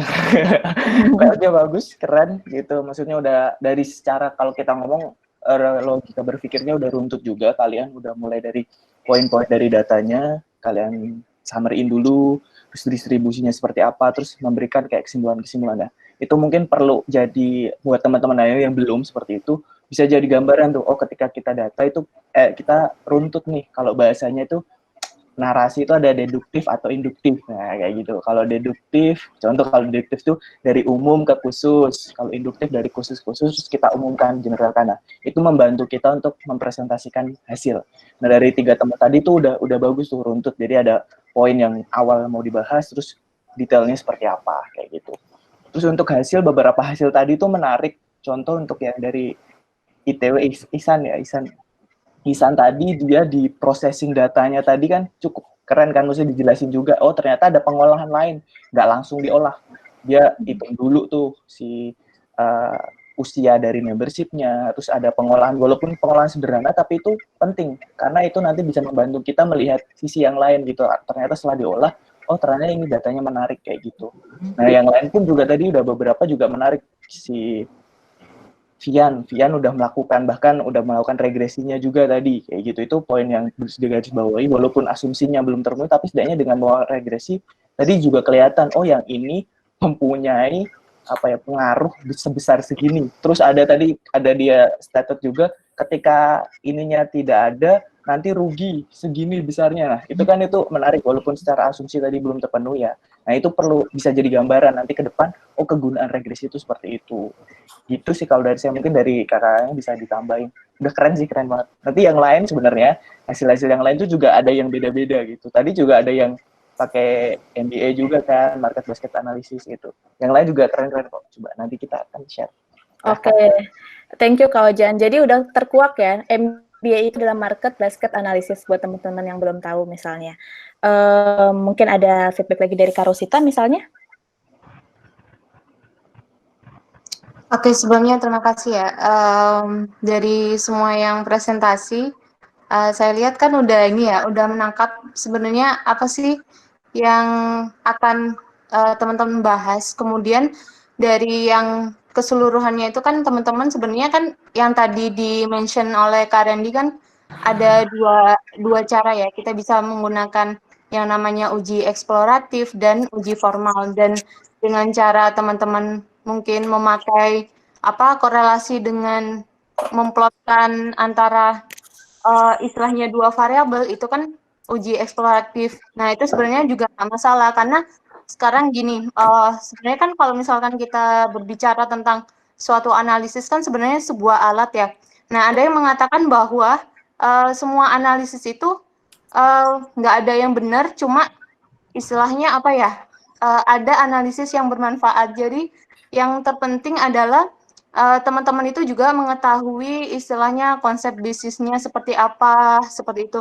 Jadi sebenarnya dari segi asumsi tidak terpenuhi pun ketika teman-teman melihat, oh hasilnya ini, dia masuk logiknya gitu. Nah itu bisa kita gunakan gitu. Bisa aja dia memenuhi asumsi, tapi ternyata pas kita lihat kok ini ketika kita mau melakukan aksi misalkan, ini kayaknya kegedean nih, angka segini gitu. Jadi diperkuat lagi selain ilmu analisisnya itu juga ilmu-ilmu lain itu misalkan bisnisnya, kemudian gimana caranya mengimplementasikan si modelnya kayak gitu. Karena beberapa orang itu memang udah punya sense-nya ya. Berdasarkan pengalaman dulu kan saya juga di bank. Jadi di bank itu dia menentukan gimana sih caranya untuk melihat apakah suatu customer yang mengajukan kredit misalkan dia beresiko untuk akan gagal bayar atau enggak. Nah, di situ saya pakai yang namanya risk regression, lasso dan lain sebagainya. Nah, di situ tuh ketika kan ada ya biasanya variabel-variabel itu dari waktu ke waktu itu kan dia pengaruhnya positif. Nah, suatu saat itu kayak misalkan hasil modelnya tuh negatif, itu kan udah nggak masuk logik ya. Meskipun asumsinya dia terpenuhi atau apa, itu tetap aja belum bisa kita pakai kan modelnya kayak gitu. Oke, thank you Kak Rosita feedback-nya. Oke, boleh mungkin kita move ke deck lagi, ke slide lagi. Salah satu yang juga, dari teman-teman fasilitator lainnya ada lagi? Dari Kak Intan, Kak Rendi?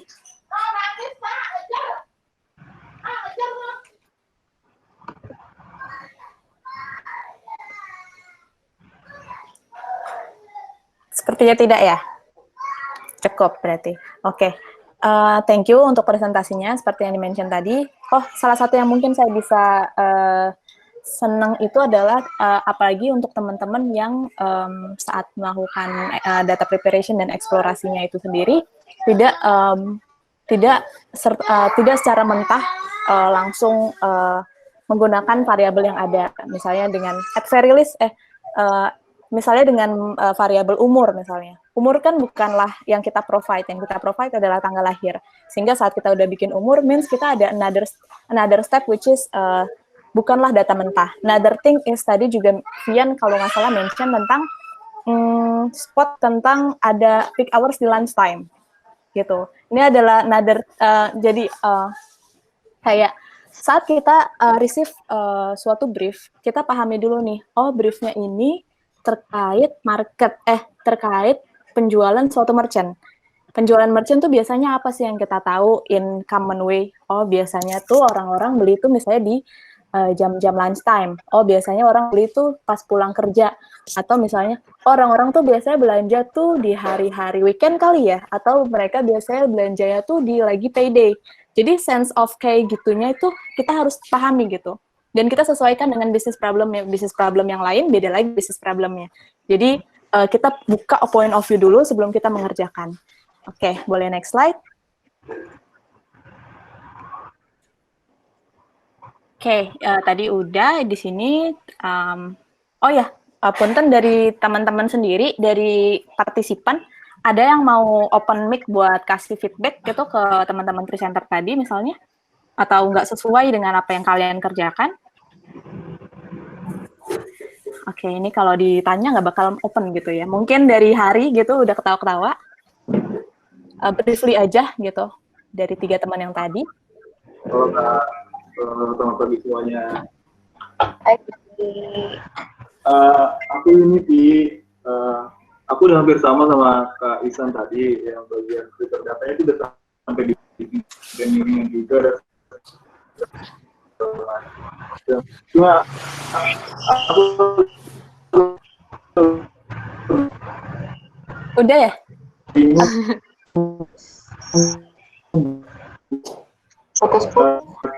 Jaringannya kayaknya jelek. Putus-putus.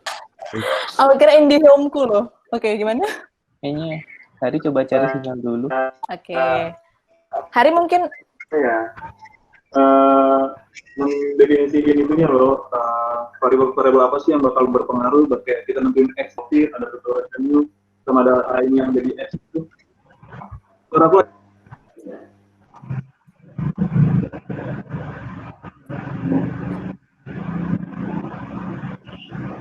Udah kayaknya. Udah ya. Punten, aku nggak begitu catch apa yang di-mention. Punten banget Hari. Oke? Ini Kak, sorry Kak, suara apa? Sinyal aku agak jelek. Ini sih Kak, aku bingungnya nih nentuin yang sebagai prediktor dan sebagainya itu loh. Jadi kalau kita mau modelin itu kan aku di sini melihatnya ada total revenue sama total net profit. Nah ini apa? Jadi Y1, Y2, terus juga kan ada juga quantity penjualan dari masing-masing produk.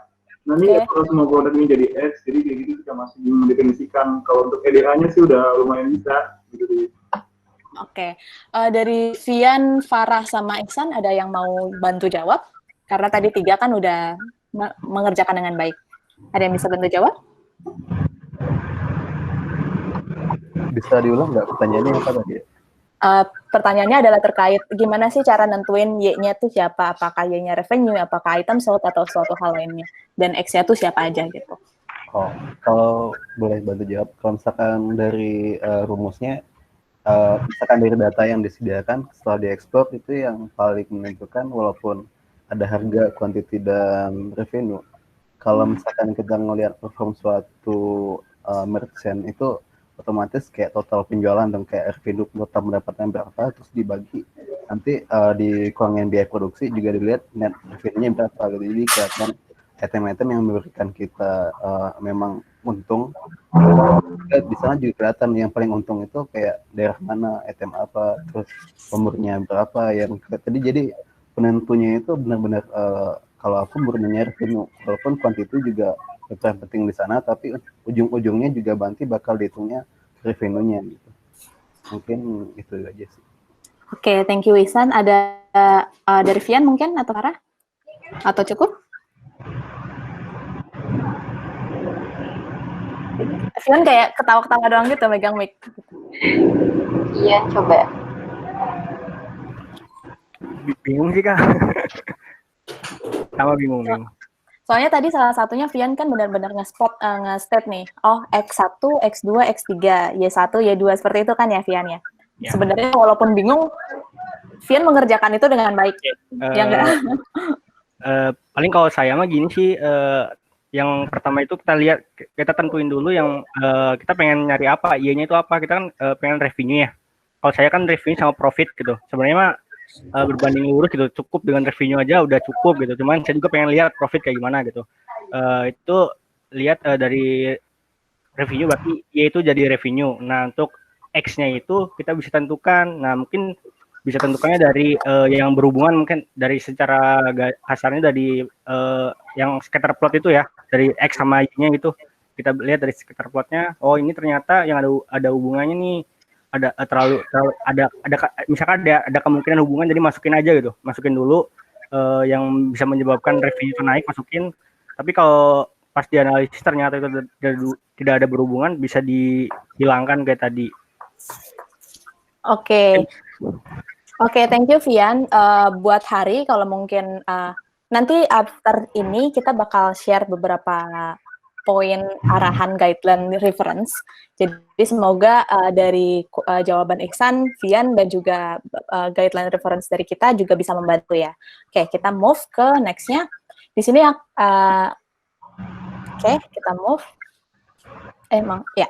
Jadi sebenarnya dari ini common pengerjaan di brief apapun ya, di analisis macam apapun. Pertama adalah understand the analysis objective. Kedua adalah jadi understand analisis objektif itu penting banget supaya kita tahu batasan-batasan. Oh, gue itu di sini aja. Oh, gue ternyata di sebelah sini. Suatu hal seperti itu. Jadi, dan another thing is understanding business problemnya itu sendiri. Alignment with stakeholders if needed. Kalau misalnya lack of knowledge dari stakeholders. Pun kalau misalnya ternyata dari stakeholders kurang cukup knowledge-nya, kita bisa perkaya lagi dengan reach another network that related to the field of case study, atau mungkin kita bisa langsung googling hal-hal terkait gitu ya. Kemudian next thing-nya itu adalah understand the variable and data type. Di sini adalah tahapan data preparation dan exploration. Jadi Nggak bisa kita plug langsung, oh dari analisis objektifnya ini, langsung aja masukin ke model semuanya. Nggak bisa. Kita harus paham juga dari apa yang ada, seperti yang tadi di-mention, apa yang ada, misalnya tadi kan kita ada variabel tanggal lahir. Variabel tanggal lahir tidak bisa serta-merta langsung kita masukkan, atau mungkin bisa-bisa saja, sebenarnya ada juga teman-teman yang mention itu, tapi ada another point of view yang ialah umur. It will be another thing kan, nantinya kita bakal bucket umurnya, misalnya 17 sampai sekian, dan suatu hal seperti itu. Next thing is define match methods to answer the objective. Kalau objektifnya itu adalah tentang cari mana yang paling berpengaruh, berarti metodenya itu apa? Kalau objektifnya itu sesimpel gimana sih sales kita hari ini, metodenya berarti yang tepat adalah deskriptif. Kita bisa langsung entah itu charting bar chart atau line chart seperti itu. Lalu analisis result. Boleh next slide. Di sini kami coba elaborasi sedikit. Semoga membantu. Understand analysis objective yang di-mention pertama adalah determine the most influence variable to the item sold performance. If I'm not mistaken, kita udah mention ini literally, yaitu item sold performance. Definisi item sold performance di sini berarti yang kita inginkan adalah item sold quantity. Tapi turns out saat kita menjadi analis, ternyata kita mikir, apalah gunanya item sold quantity, padahal yang lebih penting lagi revenues. It's okay, tapi alignment dulu nih ke stakeholders. Kita better tuh move Y-nya itu justru, atau responnya itu adalah revenues. Tapi saat tidak ada alignment di situ, seharusnya kita tetap go with item sold. Kalau misalnya memungkinkan, kita bisa juga go with revenues, nantinya bisa kayak better recommendation, atau seperti itu. Determine strategi to improve the item sold performance. Itu adalah objektif kedua. Next-nya, understand variable and data type. Di sini adalah part data preparation dan exploration.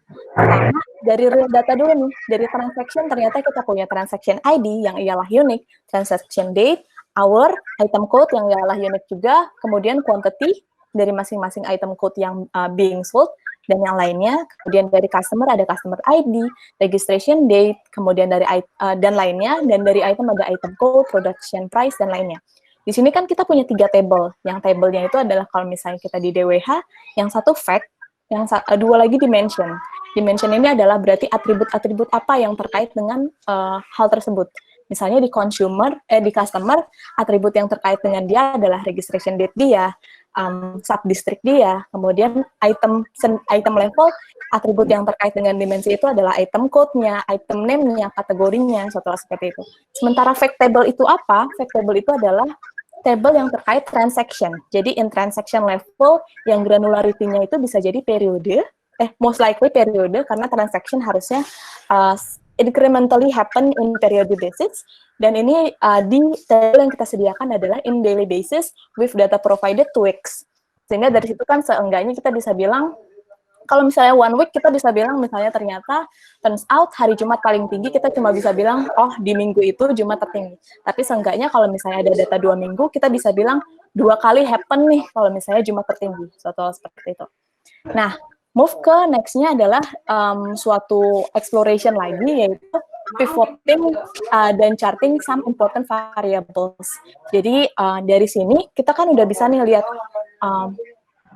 jadi dari variabel-variabel yang ada, oh ya dari situ juga kita udah tengok ya data type-nya apa. Oh ternyata kalau transaction date itu date, kemudian dari hour itu time, sebenarnya sih numerik integer gitu ya. Kemudian dari item code, kalau nggak salah string, suatu hal seperti itu.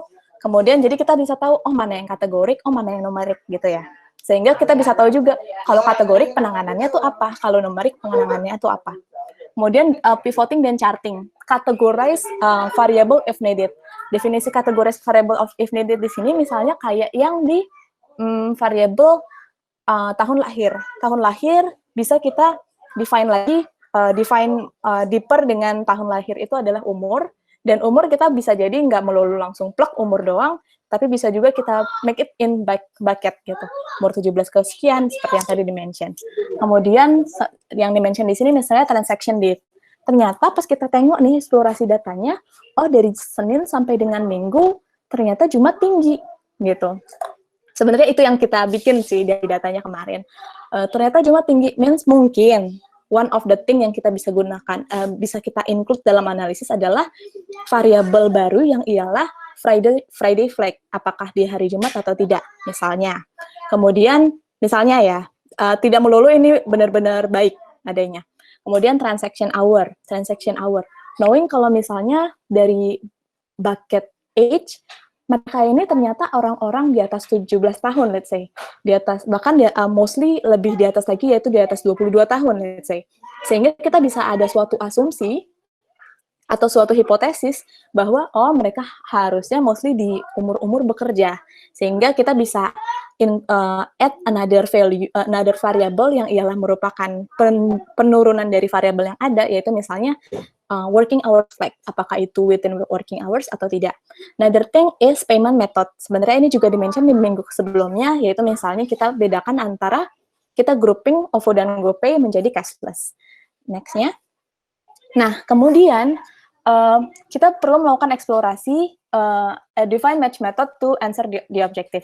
Pertama adalah kita harus pahami hubungan dari masing-masing variabel antara segala X dan Y, masing-masing satu persatu. Oh ya, BTW bisa jadi ada better method ya. Jadi ini kayak suatu arahan aja, reference dari kita. Pasti banyak better method atau hal-hal lainnya. Kemudian, for numeric, kita bisa melakukan correlation. Jadi antara misalnya item sold dengan numeric variable lainnya, misalnya umur, misalnya. Kemudian, kategori kita bisa menggunakan t-test. Di sini kita bisa lihat apakah ada perbedaan secara nyata antara let's say dari cashless flag dengan item sold atau seperti itu. Kemudian baru nih kita move ke modelingnya. Move ke modelingnya itu ialah saat kita udah tahu nih dari masing-masing numerik dan categorical yang paling berpengaruh mana, yang korelasi tingginya mana, kita include only mereka yang berpengaruh dan korelasinya tinggi ke dalam model kita. Nah, common one yang bisa kita start with dalam case study ini ialah regression linear. Nah, asumsi, balik lagi ke asumsi. Kita tengok dulu nih asumsinya, check assumption, kemudian kalau misalnya ada yang unfulfilled, bisa kita lakukan penanganan, misalnya transformasi, pun kalau misalnya nggak semuanya ke fulfill, kita bisa lakukan alignment dengan stakeholders. Kemudian, kita move ke modeling itself.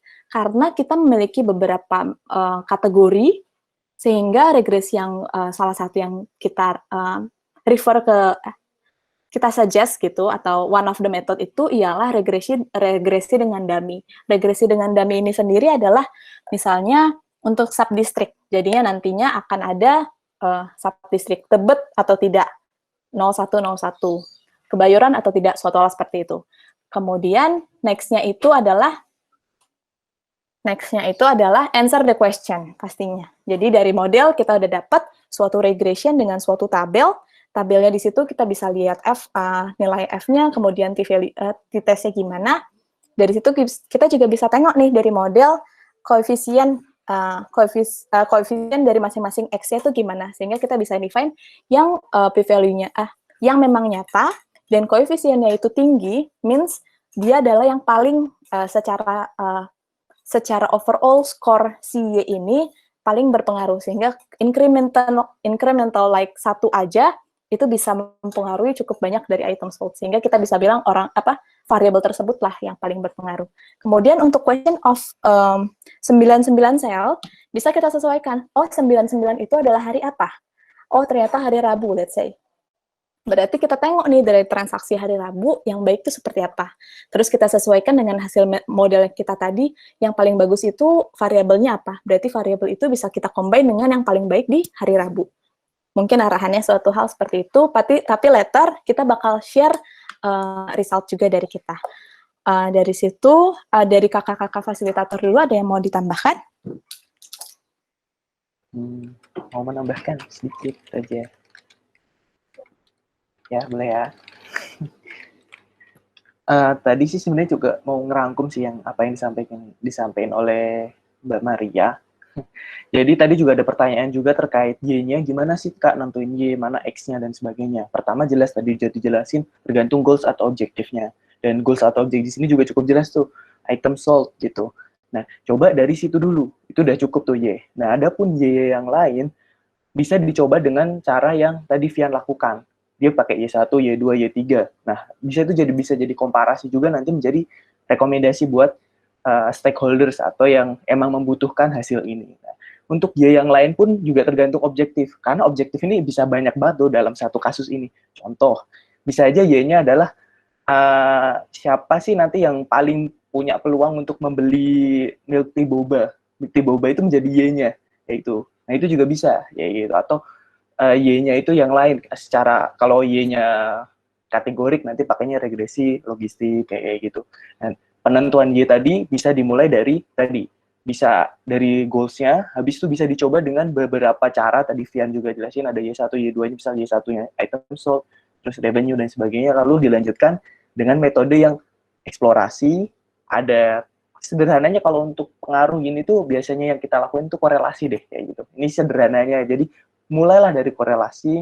Mungkin secara gambaran tadi ada scatter plot atau ada yang pakai heat map yang ada mana nih yang paling tebel korelasinya. Nah, dari situ juga bisa kelihatan kayak gitu secara gambaran. Terus jangan lupa kita bisa tadi cek asumsinya. Kalau emang di beberapa asumsi memang tidak terpenuhi, apakah masih bisa ditangani? Kita coba tangani dulu.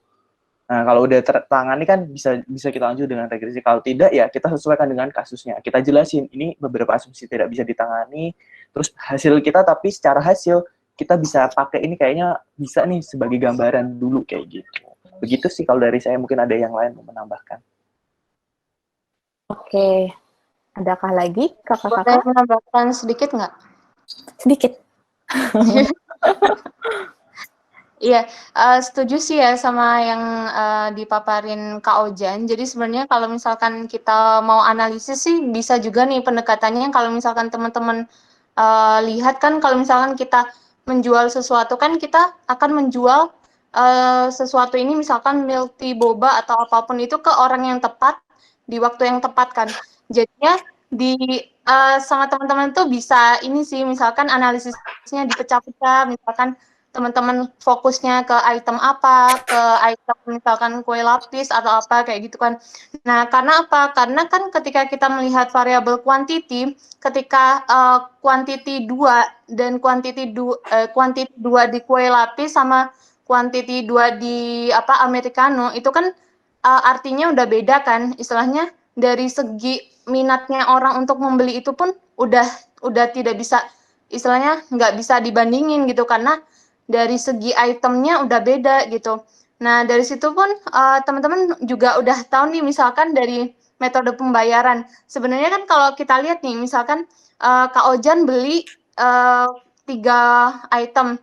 Nah, 3 item itu kan otomatis ketika Kak Ojan membayarnya itu dengan OVO kan nggak mungkin satu item dia bayar dengan OVO, terus yang duanya misalkan dengan cash atau ya dengan istilahnya dengan beragam cara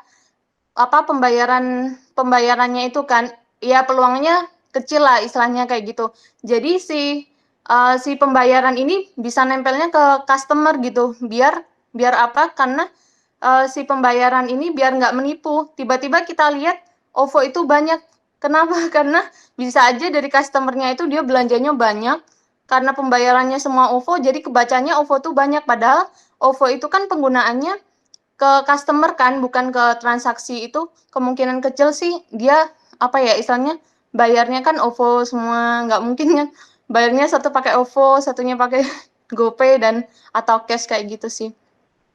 Jadi lebih bisa juga kayak misalkan kita lihat peak-peaknya itu di mana. Tadi kan udah di-mention kalau misalkan kayaknya ini di Jumat ini kok kayaknya penjualannya tinggi terus gitu, misalkan minggu pertama, terus kita cek lagi di minggu kedua kok kejadian lagi, minggu ketiga dan seterusnya. Itu bisa istilahnya kita jadi hipotesis kita untuk dijadikan suatu variabel baru.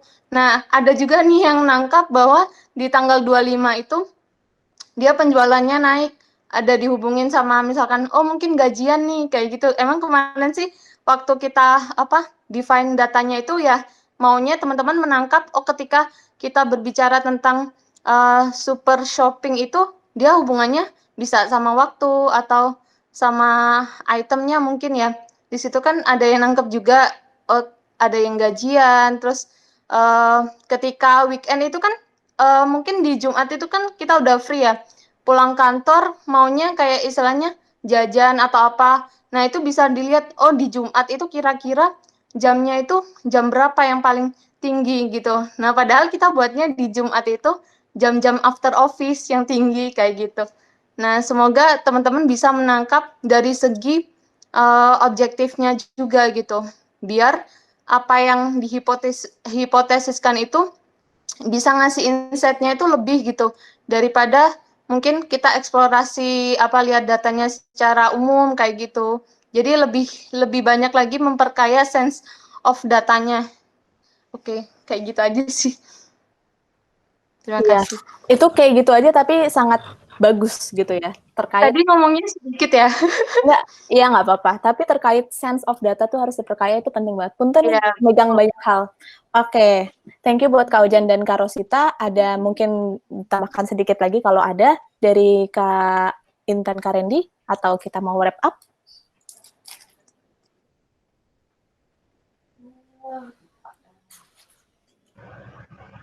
Udah all good, di next aja. Oke, thank you. Sebenarnya banyak question lagi nih, tapi punten karena waktu yang kurang mengizinkan, akan tetap kita bantu jawab. Nantinya akan kita share di email ya, teman-teman. Kak Maria, ada-ada aja barang yang dipegang, Kak. Oke, siap. Oke, kemarin sempat di-mention kalau di happy sheet-nya, Kak, tambahin dong misalnya link buat buku atau artikel apa yang bisa kita baca. Di sini coba kita satu dulu, ada food for thoughts-nya dari Towards Data Science tentang Complete Guide to Linear Regression Analysis, karena sesuai sama materi kita hari ini. Boleh di-move? Oke. Kemudian next-nya itu adalah, thank you teman-teman udah join. Thank you kakak-kakak dari Kak Randy sebagai speaker, dari teman-teman fasilitator, dari Kak Rosita, Kak Fauzan, dan Kak Intan, dan saya sendiri, Hesida Maria Segian. Silakan teman-teman move, tapi make sure untuk posting di Instagram kalian. Ha!